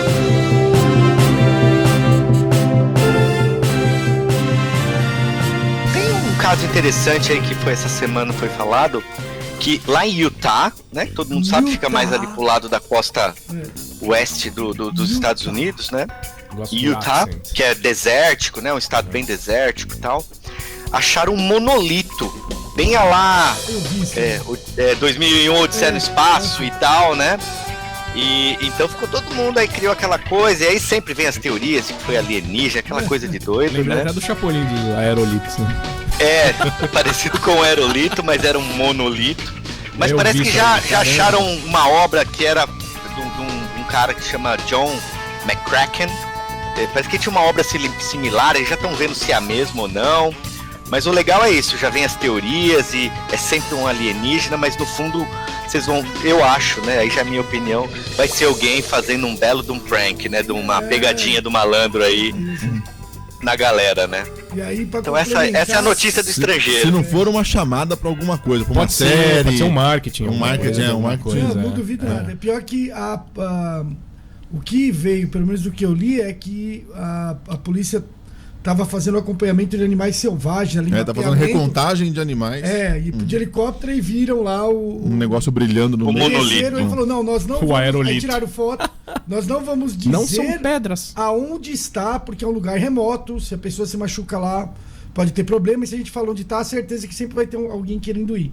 A galera foi no Google Earth, procurou e tá lá desde 2015. Ah, é? Aí a galera já achou, já meteu lá latitude e longitude pra quem quiser chegar, tá tudo certo. Eu já tava lá faz tempo já. E você, Pedra, o que faz? Nada. Nada. Nada. Bom, busquem conhecimentos. Qual a sua mensagem para a Terra, Bilu? Apenas que busquem conhecimento. Gente, é isso aí então. Acabou nossas janelas, faltou? Faltou a dica da série aí.